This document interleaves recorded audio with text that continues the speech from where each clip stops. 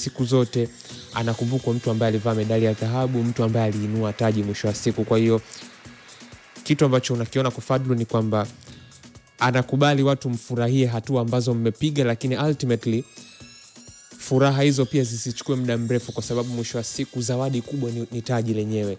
Kwa hiyo chumba cha kufurahia hatua ambazo Simba wamezipiga kipo, lakini hasa kwa wachezaji wake kisiwe kikubwa, kwa sababu hatua inabaki kuwa ni hatua. Hakuna mtu ambaye anakumbukwa kwa kupigwa hatua, hakuna mtu ambaye anakumbukwa, hakuna mtu ambaye anakuwa remembered kwa kuwa mshindi wa pili. Siku zote anakumbukwa mtu ambaye anakuwa ametoa taji husika. Kwa hiyo unamwona Fadlu ni mtu ambaye hata kwa kauli yake ni kwamba anataka sijui kuleta taji, kumpa furaha rais wa heshima na kwa hiyo ni mwalimu ambaye tunasema all eyes on the prize. Yani sasa hivi Fadlu amekaa, macho yake yote yako kwenye zawadi, na anajua zawadi ni moja tu, taji husika. Kwa hiyo nafikiri kuwa na mentality ya utulivu licha kwamba hatua zinazopigwa ni kubwa ni kitu muhimu sana, hasa kwa yule ambaye ndo mkuu katika timu, ambaye ni kocha mkuu pamoja na benchi lake. Ni very important kwa mtazamo wangu mimi. Focus, kutulia na